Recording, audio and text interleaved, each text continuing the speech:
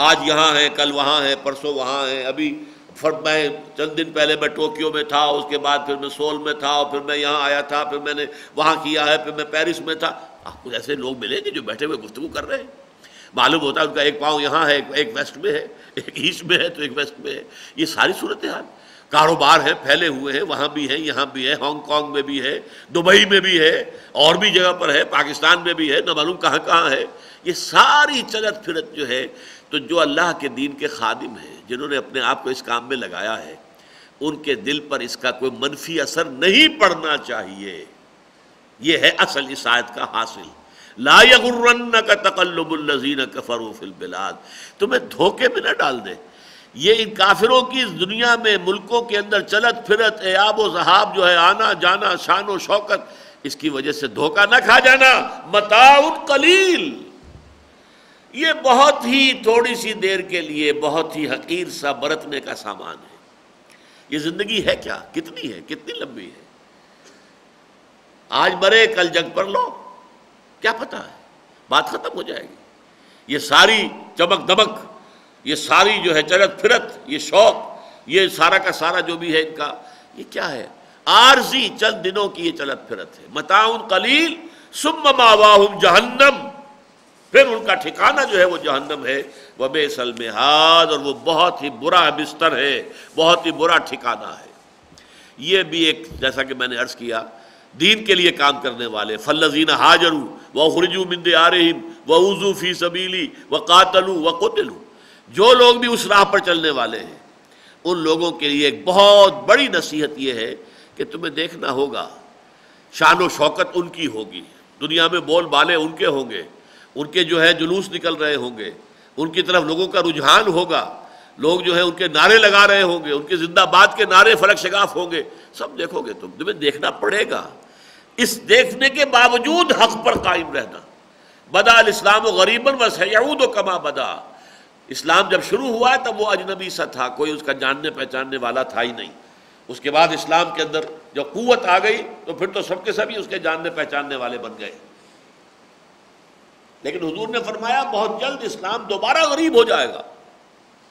فطوبی للغرباء، تو پھر مبارکباد ہے ان لوگوں کے لیے جو اسلام کے دور غربت میں خود بھی غریب ہو جائیں. دنیا کہے دقیانوس ہیں، یہ اگلے زمانے کے ہیں لوگ، اگلے وقتوں کے ہیں یہ لوگ، انہیں کچھ نہ کہو، ان سے کوئی کیا بات کرنی ہے جی، یہ تو بڑے فنڈامنٹلسٹ ہیں، یہ تو بڑے ہی جو ہیں جذباتی لوگ ہیں، یہ تو بہت یعنی ایک طرح سے یوں سمجھیے کہ دیوانے ہو گئے ہیں، مجنو ہو گئے ہیں. لیکن یہ سب کچھ سننا پڑے گا. لیکن الذین اتقوا ربہم، پھر دیکھیے وہی پوائنٹ آ گیا. وعدہ جو اللہ کا ہے اہل ایمان سے، وہ اصل میں آخرت کا وعدہ ہے، دنیا کا وعدہ لازم نہیں ہے. بے شمار انبیاء گئے، دنیا میں کوئی کامیابی حاصل نہیں ہوئی. انبیاء کیا، اللہ کے بڑے بڑے رسول چلے گئے دنیا سے اور کوئی کامیابی حاصل نہیں ہوئی. حضرت عیسیٰ کو کون سی کامیابی حاصل ہوئی؟ اتنی عظیم شخصیت، عظیم ترین معجزات جن کو دیے گئے. روح اللہ، کلمۃ منہ، اللہ کا خاص کلمہ، اللہ کی خاص روح، ان کا مقام اور مرتبہ ذرا اندازہ کیجیے آپ. کیا کامیابی حاصل ہوئی؟ کچھ بھی نہیں. دنیا کی کامیابی کی کوئی گارنٹی نہیں ہے قطعاً. جو لوگ اس کو اپنا مقصود بنا لیتے ہیں وہ پھر گھبرا بھی جاتے ہیں، پھر فرسٹریشنز ہوتی ہیں، پھر ناکامی کی وجہ سے ڈپریشن آتی ہے. یہ کیا ہوا، میں تو کچھ نہیں کر سکا، میں نے اپنی زندگی لگا دی پوری، کچھ حاصل نہیں ہوا. اس کے نتیجے میں پھر انسان کے اعصاب جواب دے جاتے ہیں. یا یہ پھر ہوگا انسان پھر سوچتا ہے کہ سیدھے راستے سے نہیں ہو رہا، کسی ٹیڑھی انگلیوں سے گھی نکالوں، کوئی بائی ہک اور بائی کروک. جیسے کہ فٹ بالر جو ہے یا ہاکی کھیلنے والا جو ہے وہ اپنی بال کو کیری کرتا ہے، ادھر سے ادھر سے ادھر سے ادھر سے، کہیں سے ہو کر نکل جاؤ، کامیابی حاصل ہونی چاہیے. بس یہ سب سے بڑا خناس ہے جو دماغ میں پیدا ہوتا ہے، جس سے تحریکیں برباد ہو کر رہ جاتی ہیں. بہت عرصے کی محنتیں اور کوششیں اور جد و جہد اور دن رات کی جو بھی محنت تھی، نتائج زیرو ہو جاتے ہیں، صرف اس وجہ سے کہ آدمی دنیا کی کامیابی کے پیچھے پڑ کر اور اس کو بھی ایک معیار سمجھ لے.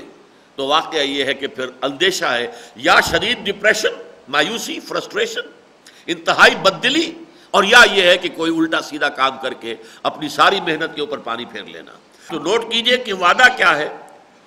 لیکن الذین اتقوا ربہم، اس کے برعکس جن لوگوں نے اللہ کا تقوی اختیار کیا ہوگا، لہم جنات تجری من تحتہا الانہار، ان کے لیے باغات ہوں گے جن کے دامن میں ندیاں بہتی ہوں گی، خالدین فیہا، جس میں وہ ہمیشہ ہمیش رہیں گے، نزلا من عند اللہ واللہ وما عند اللہ خیر للابرار۔ اب یہ بھی اگرچہ بہت مرتبہ میں نے اس نقطے کو واضح کیا، آج پھر نوٹ کر لیجئے، نزل کہتے ہیں عربی زبان میں اولین مہمان نوازی، نزیل کہتے ہیں اترنے والا، نزیل، نزلہ ینزل، اترنا۔ پہلے کیا ہوتا تھا، گھوڑے سے اتر کر کوئی آپ کے دروازے پر آ کر گھوڑے سے اترا تو نزیل ہے، اونٹ سے اترا تو نزیل ہے، آج آپ کار پر جاتے ہیں کہیں کسی کے ہاں، وہاں سے اترتے تو نزیل ہے۔ اب یہ نزیل کہلاتا ہے، ضیف نہیں ہے، یہ نزیل ہے، ابھی اترا ہی ہے، اور اس کو فوری طور پر جو آپ پیش کریں گے وہ نزل کہلائے گا۔ آتے ہی، گرمی ہے تو کوئی ٹھنڈا پانی، کوئی ٹھنڈا مشروب، سردی ہے تو چائے پیش کیجئے۔ اس کے بعد جب وہ آپ کے ہاں مقیم ہو گیا، اب وہ ضیف کہلائے گا، پہلے وہ صرف نزیل ہے، اب جب وہ مقیم ہو گیا آپ کے پاس تو اب یہ ضیف ہے۔ اب جو اہتمام کریں گے آپ اس کے لیے، اس کی دعوت کا، اس کے لیے بہتر سے بہتر کو پکوان پکوائیں گے، اہتمام کریں گے، یہ ضیافت کہلائے گی۔ تو نزل اور ضیافت میں زمین و آسمان کا فرق ہے۔ قرآن مجید سے یہ معلوم ہوتا ہے کہ جنت کی جتنی نعمتوں کا تذکرہ کیا، یہ سب نزل ہیں۔ جنت کی اصل نعمتیں وہ ہیں جو ضیافت جو ہونی ہے، اس کا ہم کو تصور کر ہی نہیں سکتے۔ ما لا عین رات ولا اذن سمعت وما خطر علی قلب بشر، جو نہ کسی آنکھ نے دیکھی، نہ کسی کان نے سنی، نہ کسی انسان کے دل پر ان کا کوئی احساس تک وارد ہوا، وہ نعمتیں ہیں وہاں۔ وہ کیسے بیان کریں؟ تم کیسے سمجھو گے انہیں؟ جب تمہارے دائرے تجربے کے اندر وہ شے ہے ہی نہیں تو کیسے سمجھو گے؟ اس کو کہا وما عند اللہ، جو اللہ کے پاس ہے۔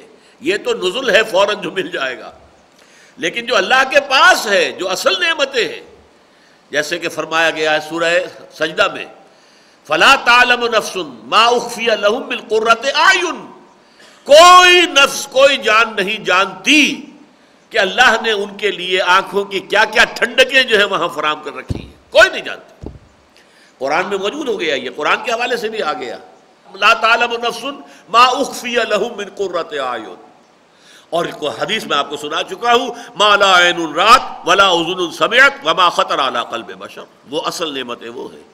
البتہ یہ پانی اور ٹھنڈا اور شہد اور شراب جو ہے جس میں نشہ نہیں ہے، جس میں بہکنا نہیں ہے، سرور ہے، یہ اچھے سے اچھے کھانے، یہ میوے، یہ حورے، یہ غلمان، یہ سب کیا ہے؟ یہ نزل کے درجے کی چیزیں ہیں۔ نزلا من عند اللہ، یہ اللہ کی طرف سے مہمان نوازی ہوگی فوری۔ ہاں وما عند اللہ، اور جو اللہ کے پاس ہے، خیر للابرار، وہ کہیں بہتر ہے ان ابرار کے لیے۔ ابرار وہ لوگ جنہوں کے وفادار بندے اللہ کے، بار اور بر کا لفظ آتا ہے وفاداری کے لیے، وہ لوگ جو وفادار تھے، جنہوں نے اللہ کے دین کا جھنڈا اٹھایا دنیا میں، اس کی سربلندی کی کوشش کی، اللہ کی تعلیم کو دنیا میں عام کیا، اللہ کے دین کو قائم کرنے